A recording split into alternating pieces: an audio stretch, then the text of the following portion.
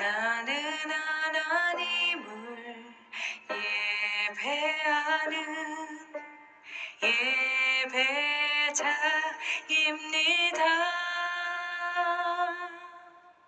내가 서 있는 곳 어디서나 하나님을 예배합니다.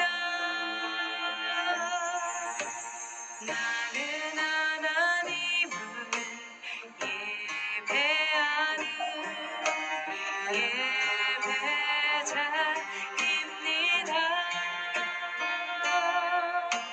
내가 서 있는 곳 어디서나 하나님을 예배합니다. 내 영혼 거룩한 은혜를 향하여 내 마음 완전한 하나님 향하여 이곳에서 바로 이 시간 하나님을 예배합니다.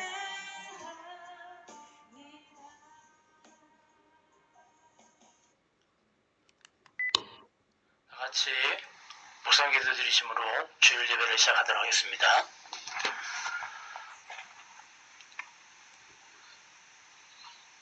너희가 자기를 위하여 의를 심고 긍휼을 거두라. 지금 이곳 여호와를 찾을 때니 너희 묵은 땅을 기경하라. 마침내 여호와께서 임하사 의를 비처럼 내리시리라. 아멘. 자비하신 하나님 아버지, 감사와 영광을 오직 하나님께만 드립니다. 하나님의 사랑으로 예수 그리스도를 보내주셔서 우리를 죄와 사망에서 구원하여 주심을 감사합니다.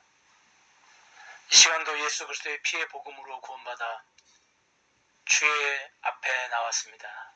우리의 마음과 몸을 온전히 주님께 올려드림으로 주님만을 경배드리기를 원합니다. 성령께서 친히 인도하여 주옵소서. 한 사람도 마음이 흐트러지거나 헛된 예배를 드리는 자가 없게 하옵소서. 성삼위 하나님께 온전히 영광 돌리게 하여 주시옵소서. 예수님의 이름으로 기도드립니다. 아멘. 찬송가 3장입니다. 3장 성부, 성자와 성령.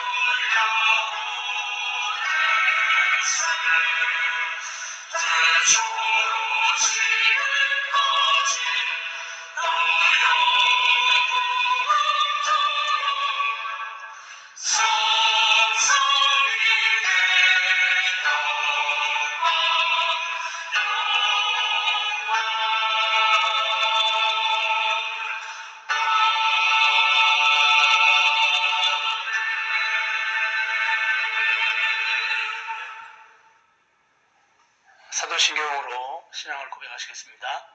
전능하사 천지를 만드신 하나님 아버지를 내가 믿사오며 그의 아들 우리 주 예수 그리스도를 믿사오니 이는 성령으로 잉태하사 동정녀 마리아에게 나시고 본디오 빌라도에게 고난을 받으사 십자가에 못 박혀 죽으시고 장사한 지 사흘 만에 죽은 자 가운데서 다시 살아나시며 하늘에 오르사 전능하신 하나님 우편에 앉아 계시다가 저리로서 산자와 죽은 자를 심판하러 오시리라.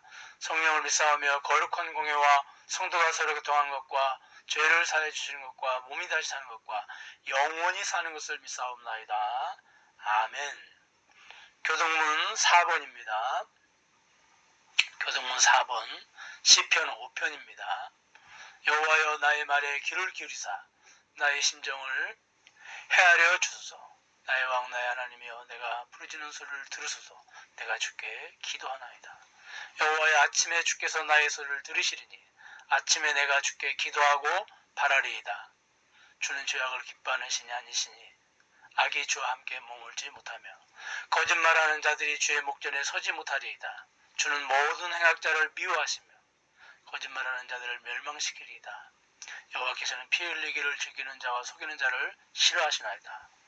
오직 나는 주의 풍성한 사랑을 힘입어 주의 집에 들어가 주를 경외함으로 성전을 향하여 예배하리이다. 여호와여, 나의 원수들로 말미암아 주의 의로 나를 인도하시고 주의 길을 내 목전에 곱게 하소서. 아멘. 찬송가 249장입니다. 249장 1절과 2절만 부르시겠습니다. 249장. 주 사랑하는 자 다 찬송할 때에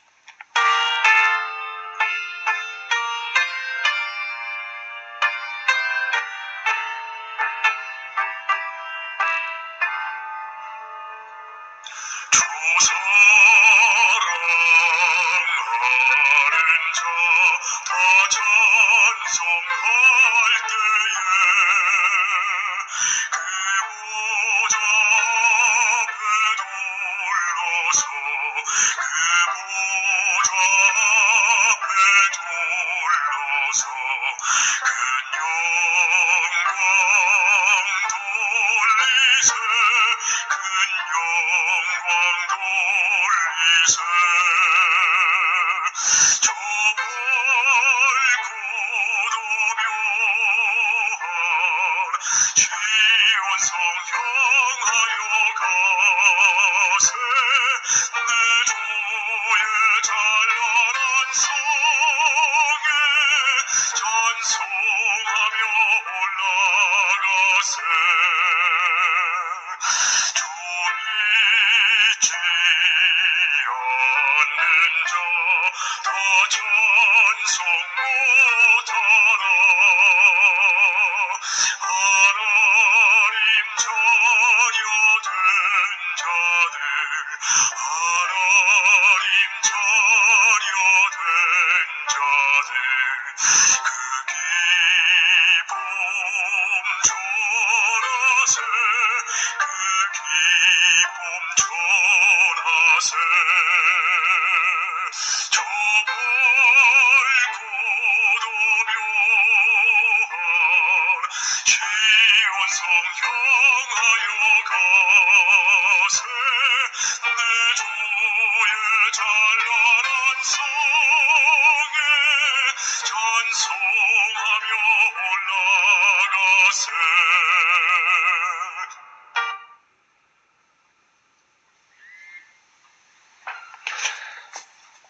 기도드리겠습니다. 우리의 창조주 되시는 하나님 아버지, 많고 많은 사람 중에 우리를 구원하여 주셔서 하나님의 자녀로 삼아주신 아버지, 힘들고 어려운 상황 가운데서도 저희들을 지키시고 보존하시고 인도하여 주셔서 예배의 자리에 함께 모이게 해주신 아버지, 그 아버지를 찬양하고 그 아버지를 높입니다. 우리 일상의 삶 하루하루가 기적과 이적이 아니면 결코 되어지지 않는다고 하는 걸 우리가 코로나 전국을 통하여 많이 깨닫고 배우게 됩니다. 오늘 저희들이 이렇게 한자리에 모여서 아버지께 한마음 한뜻으로 예배를 드리는 것이 참으로 하나님의 놀라운 능력이요 기적이요 이적임을 이 시간 고백하지 않을 수가 없습니다. 아들을 내어주신 그 아들과 함께 모든 것을 은사로 주신 것임을 이 자리에서 고백하지 않을 수가 없습니다. 그 주님의 은혜와 사랑을 저희들이 감사하며 찬양과 영광을 돌려드립니다. 그리고 그 은혜를 늘 기억하며 날마다 삶의 예배로, 삶의 제사로 저희들의 삶이 부어드려지는 그러한 삶이 되게 하여 주시옵소서. 늘 말씀대로 살아야 한다는 걸 알면서도 연약하고 부족하여 늘 말씀대로 살지 못하는 연약함이 우리에게 있습니다. 말씀을 가까이 하고 기도하고 그리고 죽어가는 영혼들에게 복음을 증거해야 한다는 걸 알면서도 나태하고 게으름 때문에 저희들이 그렇게 살지 못했음을 지금 고백합니다. 저희들을 용서하여 주시옵소서. 새해 품었던 그러한 계획들, 기도 제목들 이런 것들이 흔들리지 아니하고 이것들을 굳게 붙잡고 2021년도를 살아갈 수 있도록 주여 은혜를 내려 주옵소서. 여전히 코로나가 곳곳에 집단 감염으로 확산세가 꺾이지 않고 있습니다. 폭설과 강추위로 유독 힘들고 제득한 겨울을 보내고 있습니다. 그럼에도 불구하고 그래서 우리가 힘들고 우리도 어렵지만 그럼에도 불구하고 도움의 손길이 필요한 곳곳에 저희들이 따뜻한 하나님의 온기를 전하며 얼어붙은 세상을 조금이라도 녹여갈 수 있는 그리고 세상의 빛과 소금으로서 역할을 조금이라도 감당할 수 있는 저희들이 되기를 기도합니다.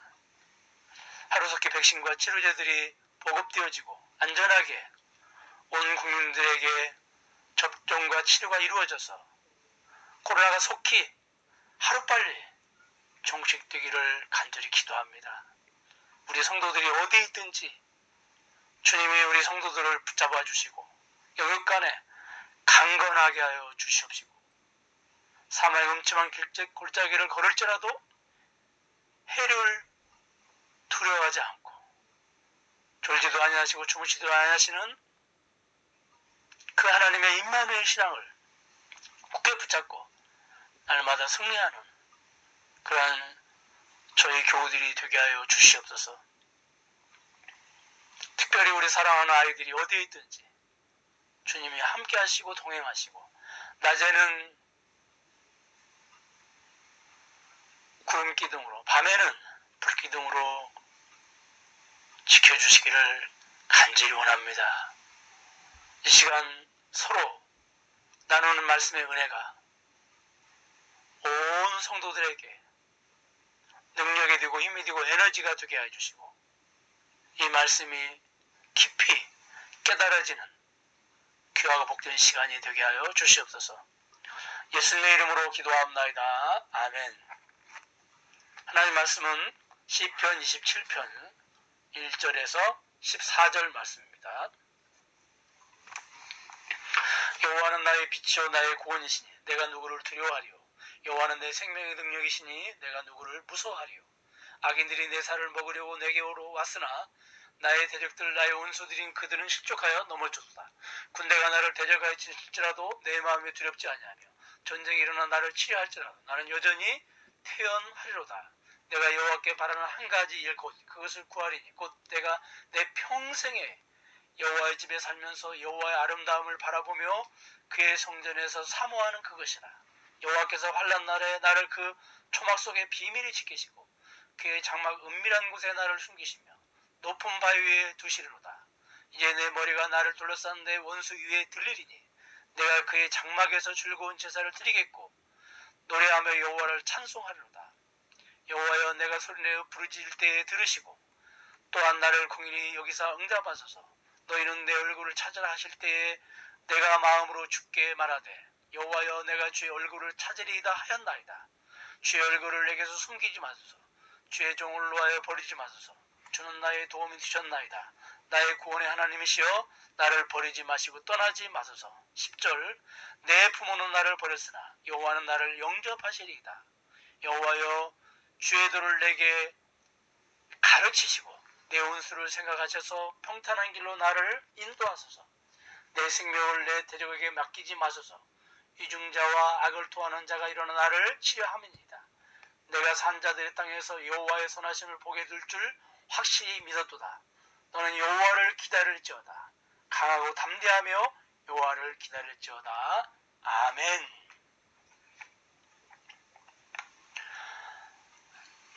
오직 한 가지 소원이라는 주제를 가지고 함께 말씀을 나누는 시간을 가지도록 하겠습니다. 여러분과 저는 여러 가지 소원을 가지고 살아갑니다. 그런데 그 여러 가지 소원을 줄여서 단 한 가지로 말하라고 한다면 여러분들은 무슨 소원을 말할 수 있을까요? 다윗도 왕으로서 삶을 살아가면서 여러 가지 소원이 있었을 것입니다. 그런데 오늘 본문에서 다윗은 단 한 가지 소원이 있다고 고백하고 있습니다. 그 소원이 무엇일까요? 우리도 다윗이 가지고 있었던 단 한 가지 소원을 가지고 살아갈 수 있다면 얼마나 좋을까요? 대부분의 다윗의 시가 말할 수 없는 시련과 고통을 배경으로 하고 있습니다. 오늘 본문에 기록된 시도 예외는 아닙니다. 오늘 본문의 시의 배경도 다윗의 목숨을 위협하는 사울을 피해 다닐 때나 아니면 반란을 일으켜 아버지의 등에 칼을 꼽으려고 하는 아들 압살롬을 피할 때를 배경으로 하고 있습니다. 정말 죽느냐 사느냐 하는 절박한 환경에서 이 시가 기록이 된 것입니다. 오늘 본문 1절을 보면 다윗은 내가 누구를 두려워하리요? 내가 누구를 무서워하리요? 내가 누구를 두려워하고 내가 누구를 무서워하는 줄 아느냐? 질문이 아닙니다. 결코 그 누구도 두려워하지 않고 그 무엇도 두려워하지 않는다는 강한 표현을 질문 형식으로 표현한 것입니다. 여러분, 다윗의 두려움과 무서움의 대상은 사울이나 압살롬을 말할 수도 있고 측근들 중에 인물들을 말할 수도 있고 더 나아가 주변의 왕국의 왕들이나 장소를 말할 수 있습니다. 그러나 단순히 사람만을 의미하지는 않겠죠. 자신을 두렵게 하는 모든 요인들을 말할 수 있겠습니다. 여러분과 저의 두려움과 무서움의 대상은 무엇입니까? 나를 힘들게 하고 고통스럽게 하는 사람일 수도 있고 아니면 가난일 수도 있고 질병일 수도 있고 또 어떤 사고나 아니면 질병으로 장애를 입는 일일 수도 있고 최종적으로 죽음일 수도 있습니다. 한마디로 우리를 힘들게 하고 고통스럽게 하는 세상의 모든 것들, 우리를 두렵게 하고 우리를 무섭게 하는 세상의 모든 것들을 말합니다. 여러분, 이 땅에서 살고 있는 사람들 가운데 두려움이 없는 사람, 무서움이 없는 사람이 얼마나 있을까요? 나는 결코 무서움이 없다, 나는 결코 두려워하지 않는다, 이렇게 우리가 평안하고 문제가 없을 때는 말할 수 있겠지만 막상 나도 그 두려움의 환경, 그 무서움의 환경 가운데 던져지면 그 환경을 두려워하고 또 무서워하는 것이 보통 연약한 우리들의 모습입니다. 그런데 오늘 본문에서 다윗은 자신을 두렵게 하는 모든 것들, 자신을 무섭게 하는 모든 것들을 결코 두려워하거나 절대 무서워하지 않는다고 담대하게 외치고 있습니다. 그래서 3절을 보면 군대가 공격을 하고 전쟁이 공격을 해도 결코 두려워하지 않고 오히려 그 마음이 평안하다고 다윗은 고백하고 있습니다. 여기 군대와 전쟁은 실제로 군대나 전쟁을 말할 수도 있지만 신이 당하는 고난의 성격을 말합니다. 그러니까 군대나 전쟁은 환란이 아무리 크고 어렵더라도 그 미래에 어떤 위기가 닥쳐와도 라는 의미가 됩니다. 그러니까 환란이 아무리 크고 어렵고 그의 미래에 어떤 위기가 닥쳐와도 결코 두려워하거나 무서워하지 않고 오히려 그 마음에 평강이 넘친다는 것입니다. 그 어떤 환란이나 위기도 다윗의 마음에 있는 평안을 결코 빼앗지 못한다는 것입니다. 그렇다면 그 근본 원인이 어디에 있습니까? 1절 말씀을 보니까 하나님은 나의 빛이요, 하나님은 나의 구원이시오. 여러분, 하나님이 빛이시고 하나님이 구원이시기 때문에, 그리고 다윗의 생명의 능력이시기 때문에 특별히 5절을 보면 다윗이 위기 가운데 있을 때에 다윗을 초막 속에 지키시고 장막 은밀한 곳에 숨기시고 바위 위에 높이 하나님께서 두신다는 겁니다. 여기 본문에 기록된 초막이나 장막은 모두 안전한 장소를 말합니다. 바위 위에 높이 두신다는 말은 원수의 손이 비치지 못하는 안전한 장소에 다윗을 두시겠다는 말입니다. 그 결과 어떤 원수나 대적자들도 그의 생명을 건드릴 수 없다는 것입니다. 시편 12편 5절에 보니까 여호와의 말씀에 가르는 자들의 눌림과 공핍한 자들의 탄식으로 말미암아 내가 이제 일어나 그를 그가 원하는 안전한 지대에 두리라 하시도다. 원수들의 손에 미치지 않는 안전지대에 다윗을 두시겠다는 것입니다.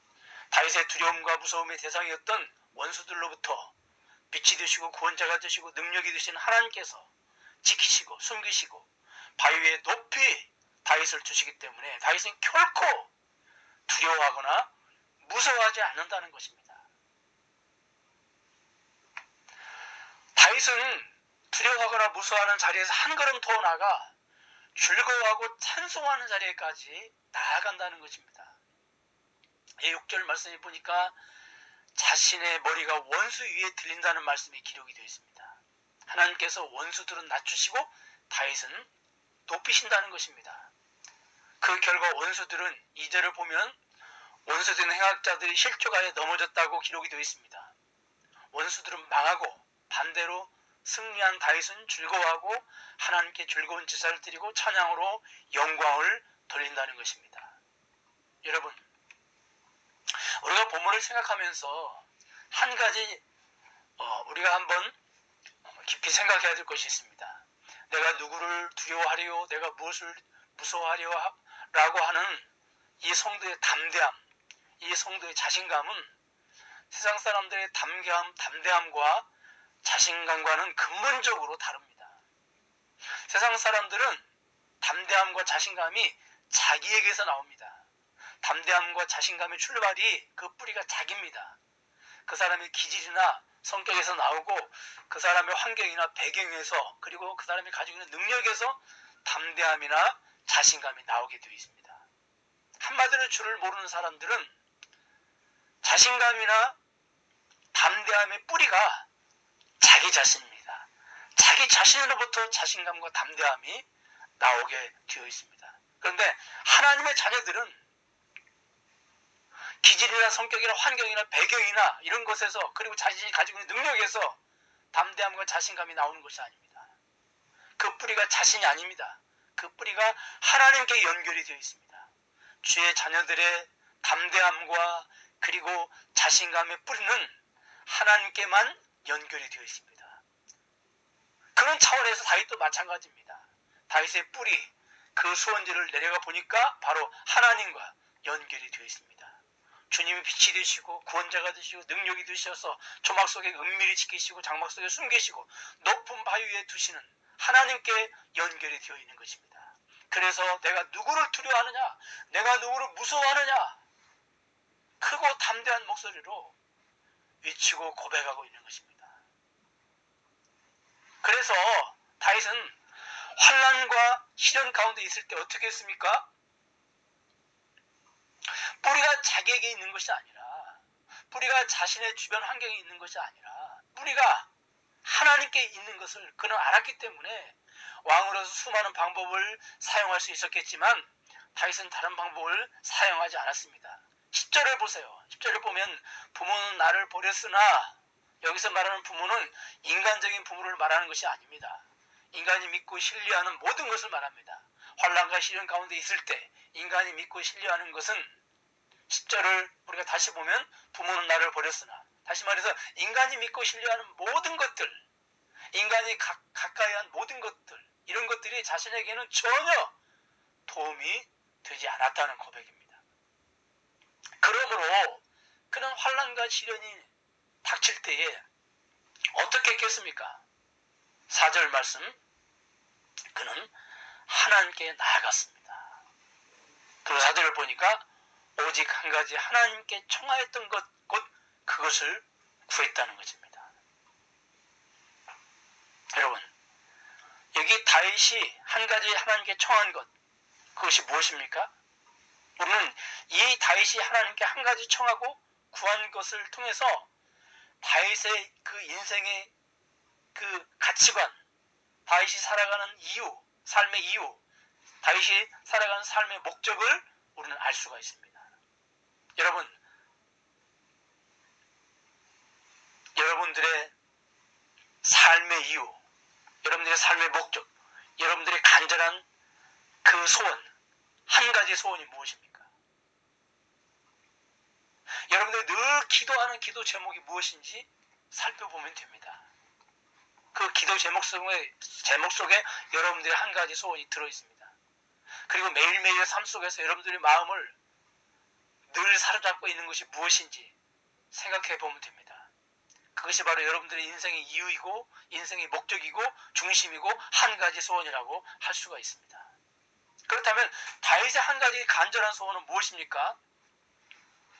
4절 우리가 중반절을 보면 다윗이 성전에 거해서 성전 중심의 삶을 살겠다고 고백합니다.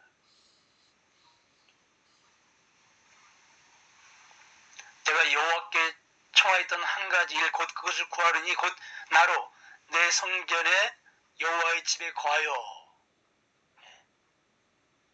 성전에 거하여, 이게 무슨 말입니까? 성전 중심의 삶을 살겠다는 것입니다.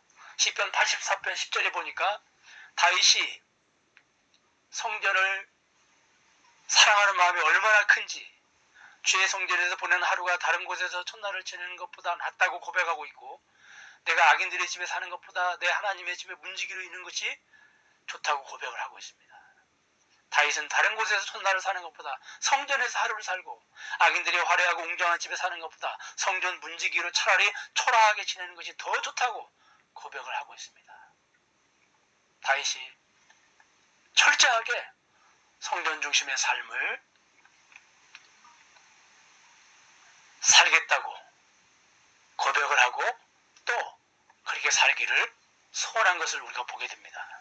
그러면 왜 다윗이 철저하게 성전 중심의 삶을 살기를 원했을까요? 성전 건물의 화려함이나 웅장함 때문이 아닙니다. 성전 안에 하나님이 임재해 계시기 때문입니다. 그래서 하나님을 만나려면 성전에 가야 합니다. 그러므로 다윗은 성전을 사모하고 가까이 하려고 한 것입니다. 다윗의 삶의 중심은 철저하게 임마누엘의 삶이었고 임마누엘의 삶의 중심이었습니다. 그런데 여러분, 이제는 이 성전이 어디에 있습니까? 오늘날 우리에게는 이 성전이 어디에 있습니까? 다윗이 사모했던 이 성전이 이제는 다른 곳에 있는 것이 아니라 내 안에 있습니다. 왜 내 안에 있습니까? 고린도전서 3장 16절에 보니까 너희가 하나님의 성전인 것과 하나님의 성령이 너희 안에 거하시는 것을 알지 못하느냐? 내 안에 성령이 계시고 내 안에 계신 성령을 통하여 내가 하나님을 만날 수 있기 때문에 이제는 하나님이 내 안에 계셔서 늘 나와 함께 계시는 존재이십니다. 하나님 분명 내 안에서 과거에도 임재해 계셨고 지금도 임재해 계시고 앞으로도 임재해 계실 것입니다. 이 사실은 불변의 법칙이고 진리입니다. 그런데 우리는 살면서 하나님의 임재를 경험하기도 하고 하나님의 부재를 경험하기도 합니다. 우리는 하나님의 부재를 경험할 때 하나님이 나를 버리셨다고, 하나님 나를 떠나셨다고 오해를 합니다. 그러나 결코 그렇지 않습니다. 하나님은 하나님을 드러내시되 임재하시는 방식으로 드러내시기도 하지만 부재하는 방식으로 드러내시기도 하십니다. 오늘날 우리들이 가져야 될 영적인 시각, 그것이 무엇입니까? 임재하시는 방식으로 임마누엘 하시는 하나님만 보는 것이 아니라 부재하는 방식으로 임마누엘 하시는 하나님도 보아야 합니다. 어떤 면에서 우리는 코로나 시대를 맞이하여 하나님의 부재를 경험하고 있습니다. 하나님의 깊은 부재의 고독을 우리는 경험하고 있습니다. 우리는 하나님의 임재를 경험할 때 찬양과 감사를 드려야 됩니다. 그리고 하나님의 부재를 경험할 때 왜 하나님께서 임재하시되 부재하시는 것처럼 임재하실까? 우리의 과거를 돌이켜보고 우리의 현재를 우리는 한번 깊이 들여다봐야 됩니다. 여러분, 하나님의 부재를 경험하고 있는데 여전히 찬양과 감사를 돌리고 있다면 그것은 자기를 속이는 것입니다. 하나님의 부재를 경험할 때 우리가 행해야 될 것은 다른 것이 아닙니다. 바로 탄식과 회개입니다. 여러분 기억하십시오. 하나님의 임재를 경험할 때도 우리의 신앙이 깊어집니다. 그러나 하나님의 부재를 경험할 때도 우리의 신앙은 더 깊어집니다. 하나님의 그 깊은 부재의 고독이 우리의 신앙을 더 진지하게 만들어줄 것이고 우리의 신앙을 더 성숙시킬 것입니다. 그렇다면 다윗은 왜 성전에 계신 하나님을 만나려고 했습니까? 다윗은 하나님께 두려운 일이 발생하고 무서운 일이 발생했을 때 기도를 드립니다. 7절을 보니까 다윗이 하나님께 부르짖는 기도를 드렸다고 기록이 되어 있습니다. 그리고 다윗이 하나님께 부르짖는 기도를 드릴 때에 7절을 보니까 하나님께서는 다윗의 기도를 들으시고 또한 다윗을 긍휼히 여기셔서 다윗의 기도를 응답하십니다. 그러므로 다윗은 11절에서 주의 길로 나를 가르치시고 내 원수를 인하여 평탄한 길로 인도해달라고 기도합니다. 또 12절에서는 다윗의 손에서 자신의 생명을, 대적의 손에서 자신의 생명을 보호해달라고 기도합니다. 사람의 두려움과 무서움의 근본 뿌리는 죽음에 대한 것입니다. 그런데 하나님은 생명의 능력이십니다. 하나님은 사람을 죽이기도 하시고 살리기도 하시는 능력이 있으십니다. 그래서 자신의 생명을 보호해달라고 기도하고 있는 것입니다. 다윗은 분명 기도 제목을 가지고 하나님께 나아가서 구체적인 기도를 드립니다. 그리고 응답을 받습니다. 그런데 다윗은 왜 자신이 성전에 들어갈 때 하나님께 기도해서 응답받으러 들어간다고 하지 않고 4절 말씀에 하나님의 아름다움을 앙망한다고 하고 8절에서는 하나님의 얼굴을 찾는다고 고백했을까요? 그것은 다른 것이 아니라 다윗이 성전에서 하나님께 기도한 목적은 단순히 기도 응답이 목적이 아니라 기도를 응답하신 하나님께 목적이 있었기 때문입니다. 그 하나님과 만나 교제하는 데에 다윗의 기도에 참 목적이 있었습니다. 그래서 4절을 보니까 하반절을 보면 하나님은 사모하게 하신다라고 기록이 되어 있습니다. 이 사모하게 하신다는 말은 하나님께서 사람과 대화하신다는 뜻입니다. 하나님은 성전에서 임재 계시는데 성전을 찾아서 기도하는 사람들의 기도를 들어주시는데 단순히 기도를 들어주시고 응답하시는 데 목적이 있는 것이 아니라 기도를 하는 사람들과 대화하기를 원하신다는 것입니다. 다시 말씀을 드리면 기도하는 사람들과 하나님은 교제하기를 원하신다는 것입니다.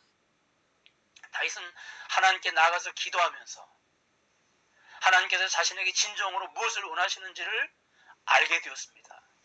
그래서 자신의 한 가지 소원이 성전에 들어가서 하나님의 아름다움을 앙망하고 자신이 주의 얼굴을 찾으리이다 하고 고백하고 있습니다. 다시 말해서 다윗은 그 무엇보다도 주님과의 교제를 그 평생의 한 가지 소원으로 삼았습니다. 다윗은 하나님께 다른 무엇을 바란 것이 아닙니다. 다윗의 간절한 한 가지 소원은 주님과 교제하는 것이고 주님과의 간절한 사귐입니다.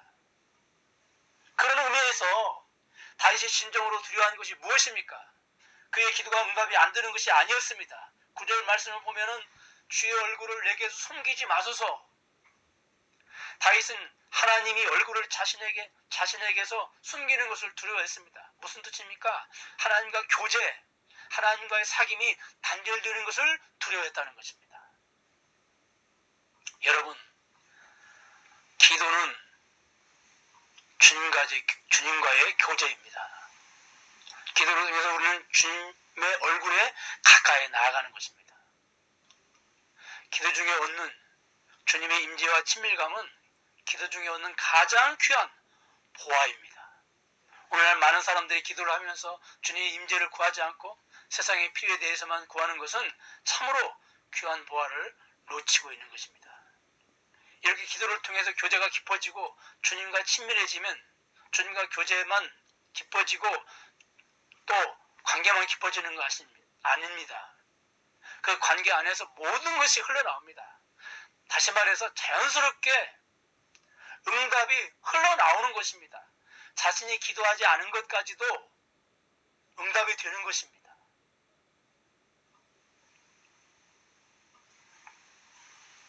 그러므로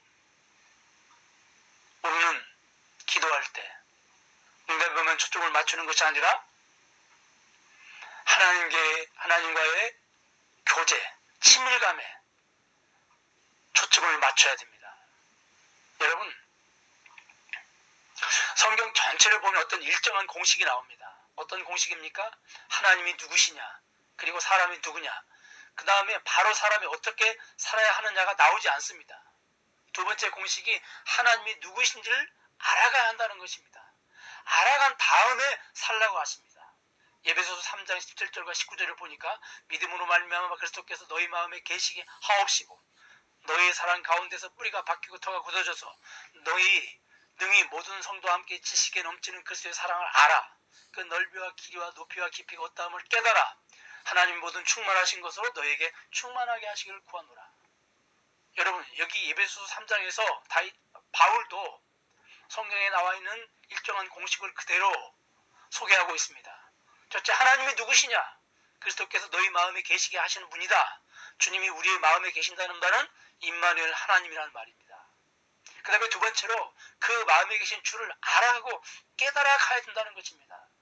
그 다음에 세 번째, 4장 1절에서 3절을 보니까 삶을 이야기합니다. 그러므로 주 안에서 갇힌 내가 너희를 권하노니 너희가 부르심을 받은 일에 합당하게 행하여 모든 겸손과 온유로 하고 오래 참음으로 사랑 가운데 서로 용납하고 평안을 매는 줄로 성령이 하나 되게 하신 것을 힘써 지키라고 말하고 있습니다. 하나님이 누구시냐, 사람이 누구냐, 그 다음에 살라고 하지 않고 하나님이 누군지를 알아가라고 합니다. 하나님이 누구시냐 알아야 하나님의 자녀답게 사는 것입니다. 그런데 하나님을 알아가는 것은 하나님과 교제를 통해서 알아가는 것입니다. 여러분, 고린도전서 1장 9절을 보니까 너희를 부르사 자신의 아들 예수 그리스도 우리와 교제하게 하시는 하나님은 신실하시도다. 교제하게 하시는 하나님이라는 말에 우리가 주목을 해야 됩니다. 하나님이 우리를 부르신 목적 중에 하나는 주님과의 교제입니다. 심지어 우리는 감히 하나님을 친구라고 부르기가 이상하지만 주님은 우리를 친구라고 부르십니다. 요한복음 15장 14절과 15절에 보니까 무엇이든지 내가 너에게 명령한 것을 너희가 행하면 곧 나의 친구라. 내가 이제부터는 너희를 종이라 하지 아니하리니 이는 주인이 하는 것을 종이 알지 못하기 때문이라. 오히려 내가 너희를 친구라 하였노니 이는 내가 내 아버지께 들은 것을 다 너희에게 알게 하였습니다. 이 얼마나 놀라운 말씀입니까? 여러분, 친한 친구끼리는 결코 비밀이 없습니다. 그런데 주님께서 우리에게 비밀이 없으시다는 겁니다. 주님이 우리에게 은밀한 비밀을 다 오픈하신다는 겁니다. 주님이 우리에게 은밀한 비밀을 다 오픈하시는 것은 다른 것이 아니라 주님이 우리를 친구로 생각하기 때문입니다. 주님이 우리를 친구로 생각한다는 말은 너희들도 나를 친구처럼 친밀히 생각하라고, 그리고 그것은 교제를 통해서 가능하다고 주님 우리에게 말씀하시는 겁니다.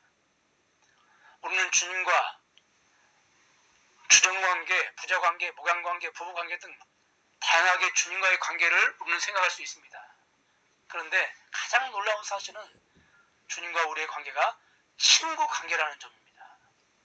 여러분, 교회에서 주님과의 교제 못지않게 성도 간의 교제가 중요합니다. 그러나 성도 간의 교제도 그 목적은, 최종 목적지는 다른 것이 아닙니다. 요한일서 1장 3절에 보니까 우리가 보고 들은 바를 너희에게 밝히 드러내면 너희 또한 우리와 사귐을 갖게 하려 함이니 참으로 우리의 사귐은 아버지와 그분의 아들 예수 그리스도와 함께하는 것이라. 본문에서 요한은 우리의 사귐은 아버지와 아들 예수 그리스도와 함께하는 것이라는 말씀을 하고 있습니다. 우리는 이 말씀에 주목을 해야 됩니다. 요한은 놀랍게도 형제와 형제의 사귐 역시도 그 목적지는 주님과의 사귐이 목적이라는 것입니다. 형제의 사귐은 주님과의 사귐의 가교인 것이지 결코 목적이 아닙니다. 목적이 되어버리면 세상 친목 모임과 교회 모임이 뭐가 다를 게 있겠습니까?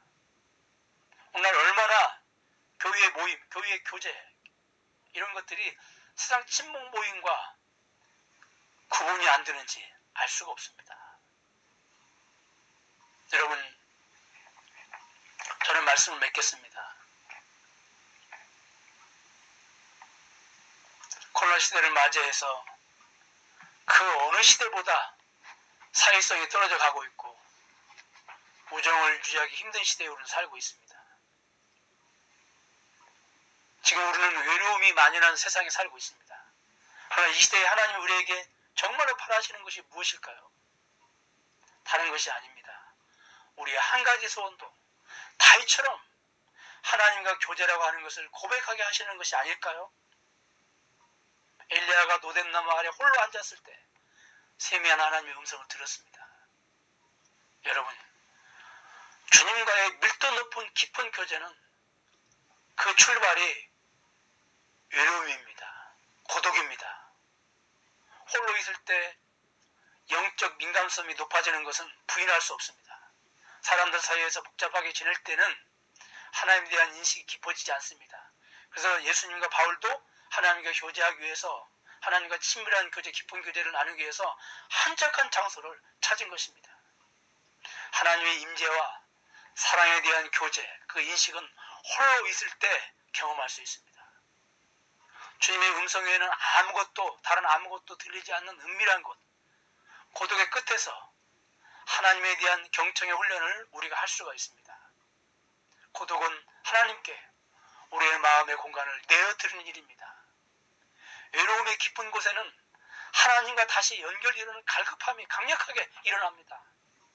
본래 인간은 하나님과 깊은 관계 안으로 나아가도록 창조가 되어 있습니다.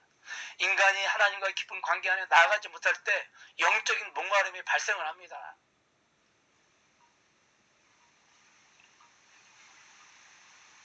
그때 사람은 그 영적인 목마름을 다른 것으로 채우려고 합니다.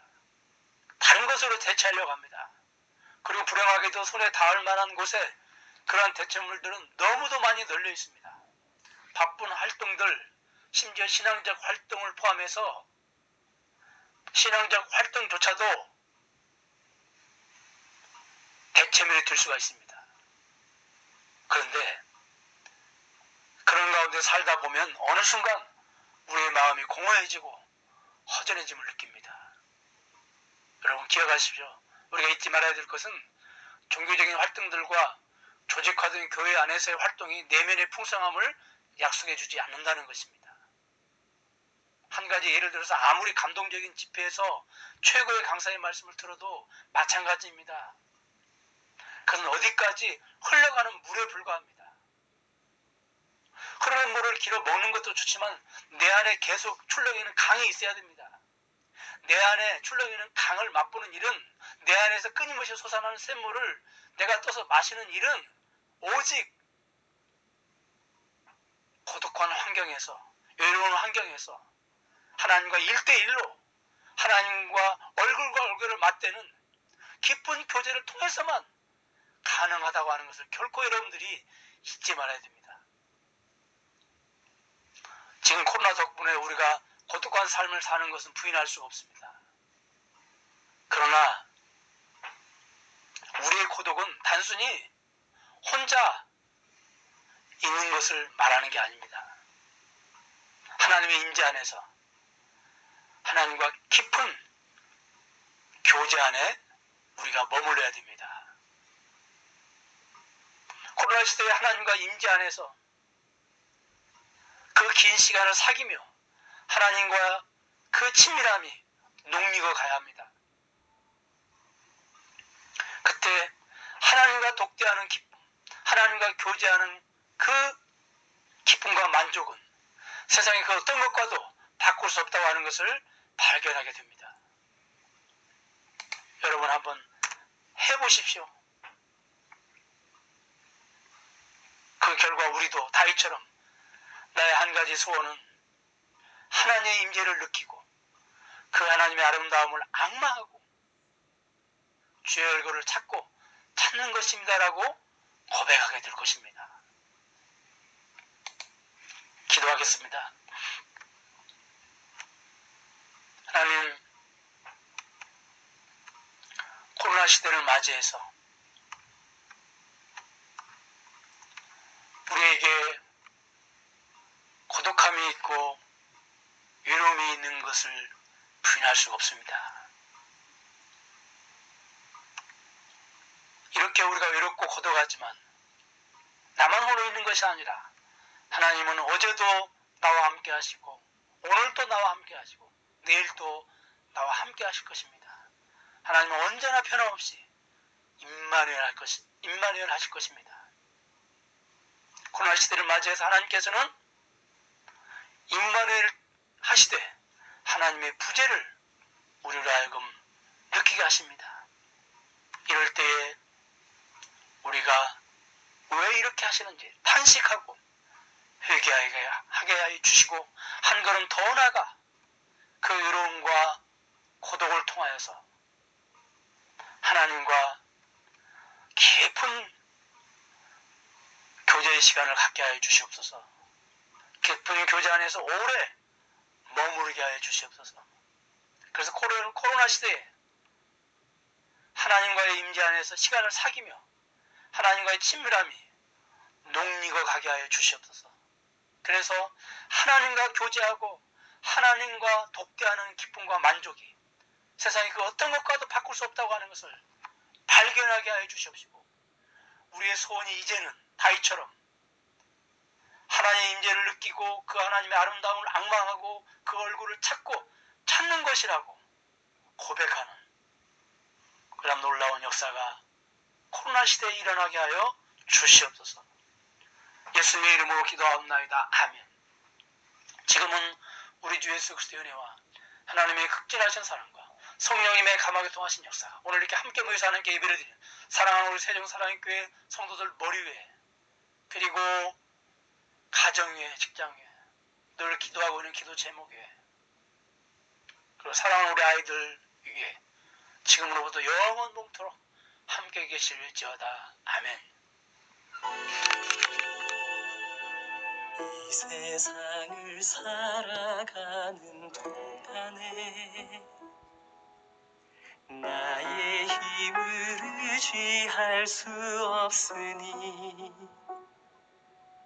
기도하고 낙심하지 말 것은 주께서 참 소망이 되심이라.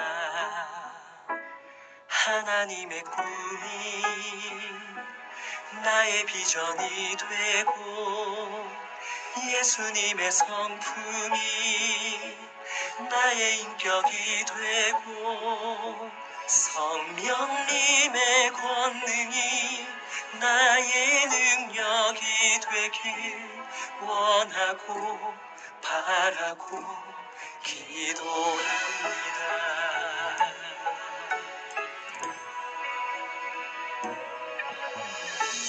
세상을 살아가는 동안에 나의 힘을 의지할 수 없으니 기도하고 낙심하지 말 것을 주께서 참 소망이 되시리라. 주의 길을 걸어가는 동안에 세상에 거두지할 수 없으니 감사하고 낙심하지 말 것을 주께서 참 기쁨이 되시니라. 하나님의 꿈이 나의 비전이 되고 예수님의 성품이 나의 인격이 되고 성령님의 권능이 나의 능력이 되길 원하고